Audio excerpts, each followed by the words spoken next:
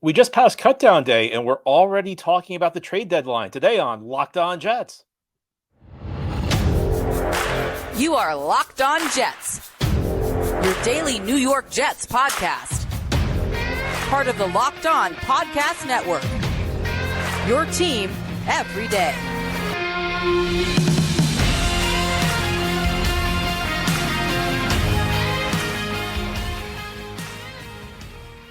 Welcome. This is the Locked On Jets podcast, part of the Locked On Podcast Network, your team every day. I'm your host, John B. from GangGreenNation.com, and it is Thursday, August 31st, the final day of August in 2023. Thanks so much for making the show your first listen or first watch every day. Subscribe to the show for free on YouTube or wherever you get your podcasts so that you'll get new episodes as soon as they're posted. If you enjoy the show and are listening on the podcast source, please give it a 5-star review. And if you're watching on YouTube, give this episode a big thumbs up. It helps us out and helps other Jets fans find the show. Today's episode of Locked On Jets is brought to you by FanDuel Sportsbook, official sportsbook of Locked On. Make every moment more right now. New customers can bet $5 and get $200 in bonus bets guaranteed. Visit FanDuel.com/lockedon to get started. Well, today we have our weekly mailbag show. Each week we try and do it on Wednesday, but because yesterday was roster cut down day, we're moving it to Thursday. So thanks to everybody who sent in questions. I love our first question because we are just a couple days past cut down day and people are already focused on the trade deadline. But our first question does involve a potential trade target for the New York Jets. John, who could you see the Jets targeting before the deadline this year? In the scenario in which Brown and or Becton are not healthy or effective in a month or so, is there much chance of a tackle being available? Are there any other needs you hope they will address, obviously factoring that we don't know what the injury situation will be between now and then? Now, of course, the obvious answer to this is it depends on how things play out in the season. There could be some teams that fall out of the playoff race and players could unexpectedly become available. I think it's really hard to trade for a quality offensive lineman in season. I don't know that I have an obvious choice for a tackle the Jets could make a move for. The best case scenario for the Jets is Dwayne Brown channeling the fountain of youth and throwing up one more good NFL season and Mekhi Becton playing up to his potential. So that will come into play. If the Jets get what they need out of the tackle position, they won't need to look to trade for a tackle.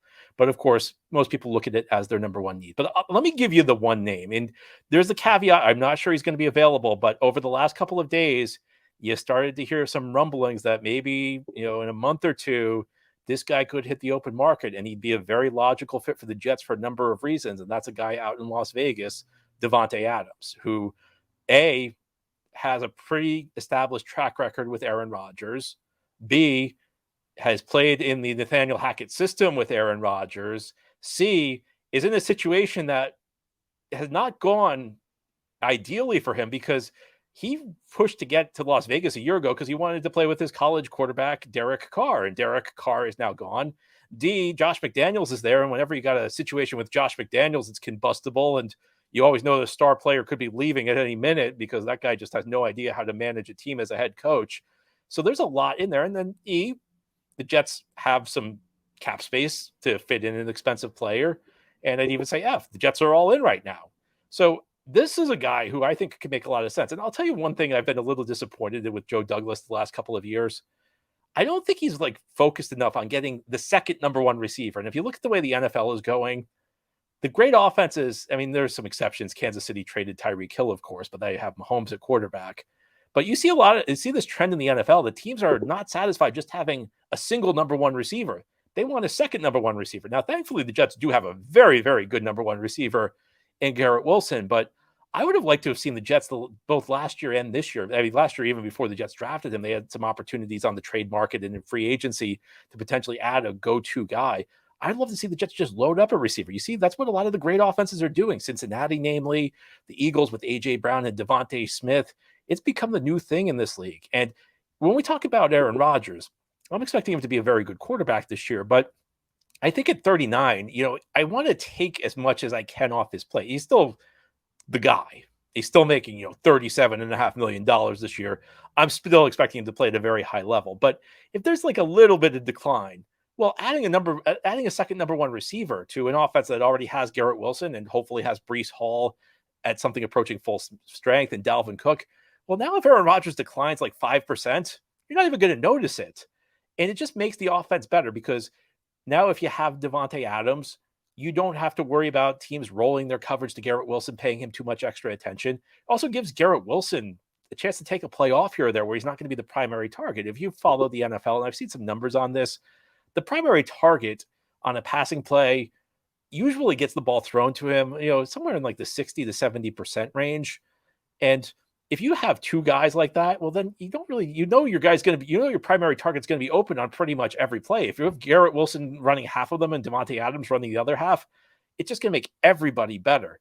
And I'll tell you something else. I mean, I think the Jets right now are probably, if I'm being objective, maybe like that second tier in the AFC. I think that first tier, you'd probably put Kansas City, you'd put Cincinnati, you may put Buffalo. I'll tell you, things are a little shake. I think things are kind of lining up for Buffalo to potentially have a bit of a disappointing season, which would be good for the Jets. But out of respect for what they've done the last 3 years or so, we'll put Buffalo at the top of the AFC in that top tier. I think the Jets are in that second tier. You've got teams like Jacksonville in the mix, maybe Baltimore, the Chargers, teams that are going to be in there. And there are probably a couple others. Miami was probably in that tier. Teams that could make some noise. And if things fall correctly, you could make a run. If you add Davante Adams to this offense with this defense, suddenly I think the Jets are in the top tier. And I think you could even make an argument the Jets could be arguably the favorite in the AFC if they make this deal. Or if they make a deal for Davante Adams. And again, there's nothing concrete that says Davante Adams is changing teams right now. But you've started to see the last couple of days, people speculating, maybe a few people in the know saying, keep an eye on this situation. And if Davante Adams hits the trade market, well, I think he's a very, very logical fit for the Jets because he knows the system. He's played in this system before. He's got a great connection with the quarterback, and the Jets are really going for it this year. And this could be the type of move that could put the Jets in the Super Bowl. I'll just say that. Now, of course, there are other spots you could look to. I mean, it all depends on who becomes available. Of course, offensive line remains a place where the Jets could use some help. If potentially some impact, I don't know who an impact tight end would be available is, but the Jets certainly could stand to improve at tight end. Linebacker, safety, those are spots the Jets could use some help. I'd even say, the Jets have a lot of good defensive ends, but I don't think they have like that elite level guy. So if there's like a 10 sack guy, I think the Jets have like a lot of 7 to like 8 sack guys on this defensive line. I don't think they have a lot of 10 to 12 sack guys. So, you could it depends on the price. It depends on who becomes available. I don't think defensive line would be the first place you'd look, but there's a price where, a great player could be, in the mix. I don't think you'd ever turn down a great player at any position, but of the guys I've heard who are available right now, I'm actually turning my attention away from Davante, away from the offensive line and to the wide receiver position because Corey Davis opened up a bit of a hole. Now, yesterday I talked about how there are some benefits to having a bunch of undrafted free agents at receiver because it gives you more opportunities to find a guy. It gives you more opportunities to develop a guy. But I think the Jets will miss Corey Davis at receiver. And I think his retirement kind of opens up the possibility that they could potentially look at that spot as one for an upgrade. And if you add Davante Adams to a receiving group with Garrett Wilson, my goodness, this team could do some things on offense. Now, ahead here on the Locked On Jets podcast, we will continue this mailbag show. We'll turn our attention to Nathaniel Hackett. Should people take notice of Aaron Rodgers making some changes to what Hackett wants to do? Well, we'll discuss that ahead here on this mailbag edition of Locked On Jets. Today's episode of Locked On Jets is brought to you by FanDuel Sportsbook. You can get ready for the new NFL season with incredible offers from FanDuel, America's #1 sportsbook. Right now, new customers can bet $5 and get $200 in bonus bets back guaranteed. Plus, all customers who bet $5 will get $100 off NFL Sunday Ticket from YouTube and YouTube TV. And if you're not aware of this, NFL Sunday Ticket has changed homes this year. It's the league's official out-of-market package. If you don't live in the New York area and you want to see the Jets each week, well, there are a number of primetime games, but there are plenty of Sunday afternoon games on CBS or Fox where you'll need Sunday Ticket to access them. And you don't need a satellite dish anymore. Sunday Ticket's now on YouTube TV. So all customers who bet $500 get $100 off Sunday Ticket from YouTube and YouTube TV at FanDuel. Now is the best time to join FanDuel. The app is easy to use, and you can be on everything from spreads to player props and more. So visit FanDuel.com/lockedon and kick off the NFL season with an offer you won't want to miss. FanDuel, official partner of the NFL. Thank you so much for making Locked On Jets your first listener, first watch every day. And a big shout out to everydayers, folks who tune in each day, Monday through Friday. We have new episodes daily through the week and then bonus episodes as needed.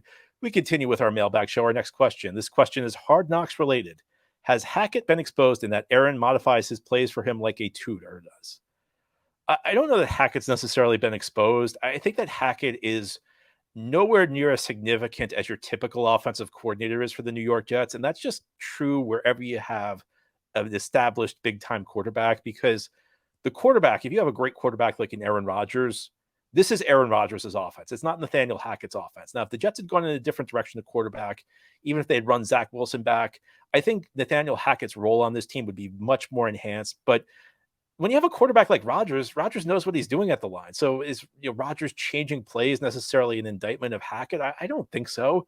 I think Rodgers knows what he's seeing at the line. He's the guy. I think the great quarterbacks, they can figure out what a defense is doing. That's their job, to decipher it at the line. If they can get their team into a better play, they're going to do it. And I mean, the other thing I'll say about Hackett is I almost feel like his number one job is complete, because the number one reason the Jets brought him in here, I think, is to get Aaron Rodgers to play quarterback. And if you go back, you ever want to have a laugh, you can go back to the show I did when the Jets hired Hackett, and I said something like, "This is a great plan if you land Aaron Rodgers. I don't think they'll land Aaron Rodgers." Well, once again, shows what I know. But he had that relationship with Rodgers. I think a big part of the reason the Jets hired him is they thought he could help them lure Rodgers. And the other thing I'll say is, I think that it's a players' league. I think sometimes it's easy to overestimate how much coaching matters. And I think the move that makes your career as a coach is develop a tight relationship with a great quarterback. Because if you do that, you're going to have a job in this league for a long time. Now, I'm not saying Nathaniel Hackett is Adam Gase bad, but this is the comparison. Adam Gase, if he had never met Peyton Manning, he would have been a position coach for a long time. Maybe he would have gotten a crack at being an offensive coordinator somewhere for a couple of years. Because Adam Gase met Peyton Manning, the residual glow for Manning turned Gase into a two-time head coach in this league. And if you look at the job Hackett did last year with Denver, he showed, for whatever gifts he may have as a position coach, even maybe an offensive coordinator, the man is not a head coach. But he got that head coaching job because he had the relationship with Aaron Rodgers and because he was around Green Bay for all the success with Rodgers. Now, I think somebody like Rodgers is going to like Hackett. Hackett's very much by reputation a player's coach, a guy who gets along with his players. But I think that this is Rodgers' show. I don't think it's necessarily the type of thing that's a negative for Hackett, though, because I think no matter who your coach is, when you have Aaron Rodgers at quarterback, you're just going to let him do what he wants because he's the great quarterback. He knows what he's comfortable doing. So you're going to just essentially hand the keys to him. And a younger quarterback, if something happens with Aaron Rodgers and Zach Wilson goes into the lineup this year, then it's going to be more on Hackett. But I think in almost any situation, I mean, the one exception might be Brady and Belichick. Almost any other situation, though, the great quarterback's going to get a tremendous amount of leeway from their coaching staff. So I don't necessarily think that that's a huge problem. I think that it's just the type of thing that's fairly typical. Our next question: can you tell me how many starters a typical team comes up with from other teams' cuts? Should you get a starter every year, a starter every 2 years, a starter every 3 years? Well, I think so. The question, I think, is about how many players you claim off waivers from another team. So another team cuts a player. How many of those players should turn into starters for your team when you pick them up? And the answer is not many. I mean, I think that it's more about getting role players when you're talking about the waiver wire. And the Jets have done a fantastic job under Joe Douglas on the waiver wire. The Jets have gotten 2 starters in Joe Douglas's tenure. They got John Franklin Myers and they got Quincy Williams. So I think the Jets are beating the spread by getting 2 starters in, whatever it is, 4 to 5 years.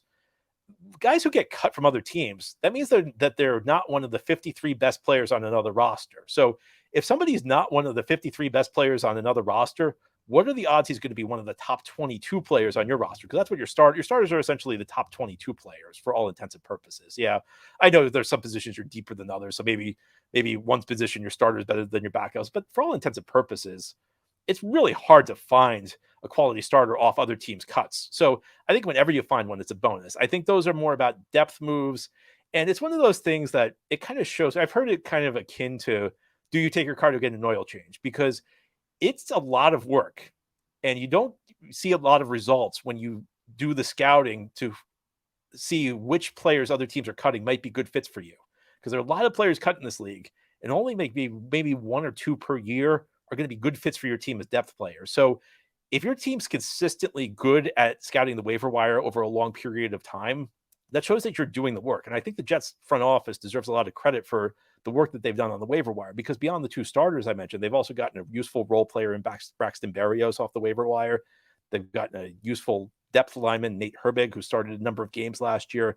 So I think the Jets have done a very good job since Joe Douglas took over on the waiver wire. And it shows that they're putting in the work scouting, because again, like over 99% of the players who get cut aren't really going to be useful for your team. So to pinpoint the guys who will be, that's a good job by the Jets. So nothing but credit to the Jets. I think they're doing better than the spread. Two starters and two role players in the last 4 years.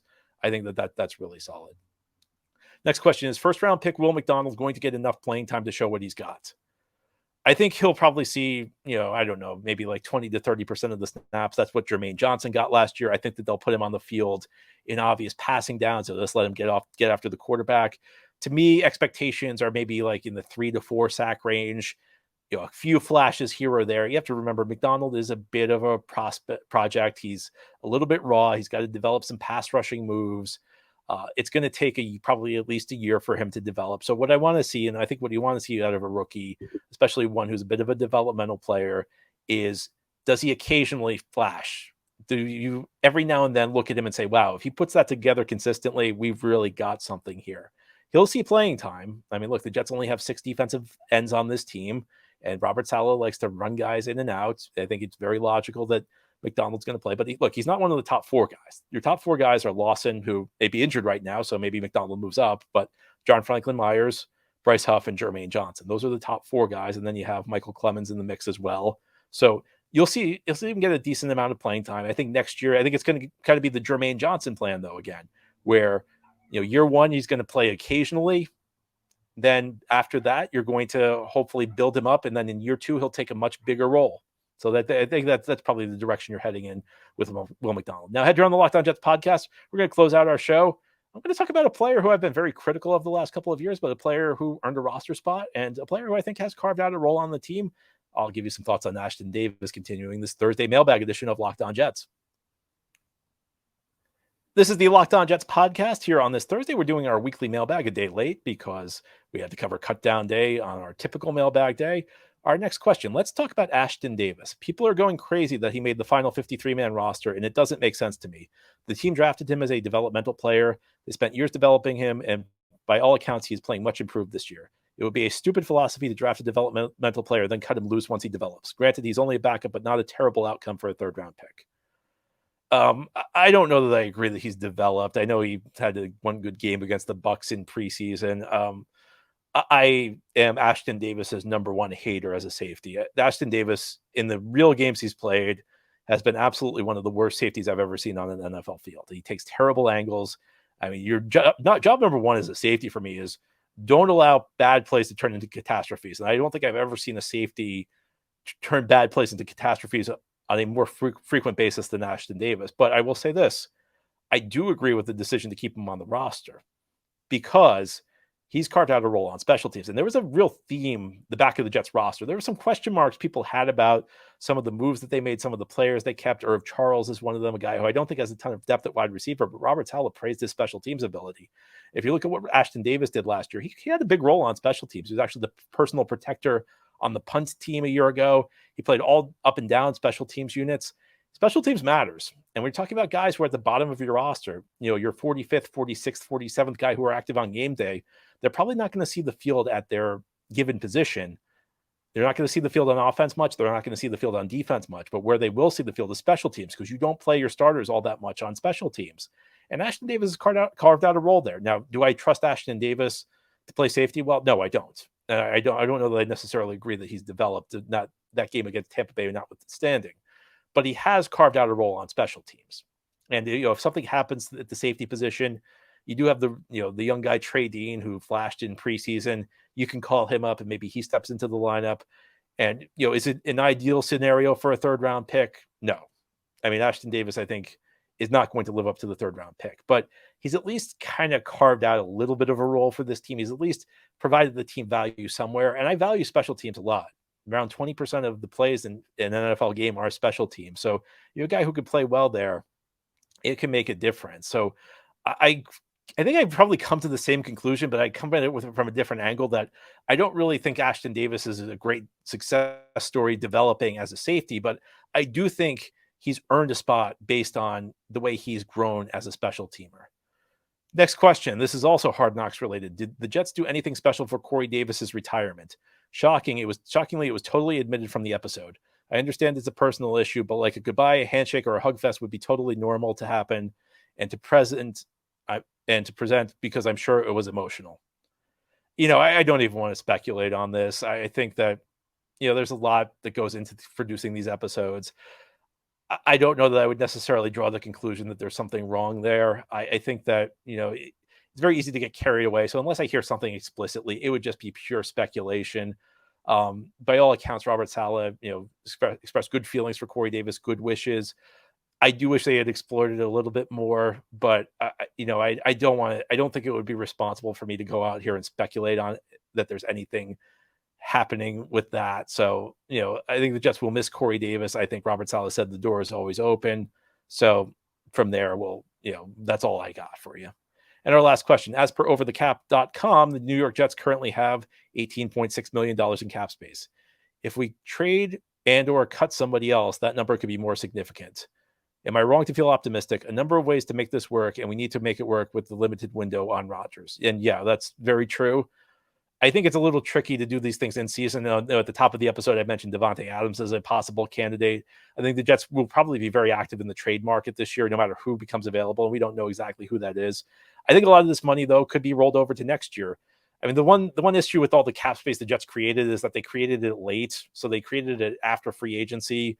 So it kind of limits your ability to do things this year. But that's you have to remember that in the NFL, every dollar of cap space I have left over for this year carries over to next year. So it's an opportunity for the Jets to do a little bit more next off season.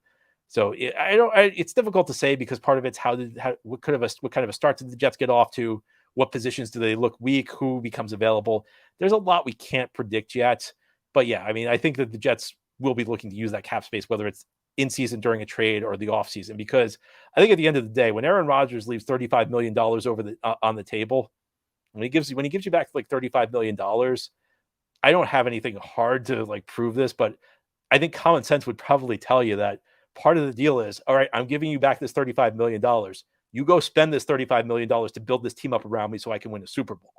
That's how I would do it. I think that that's a pretty logical guess. So I think the Jets will be active as they try and build this team up around Aaron Rodgers.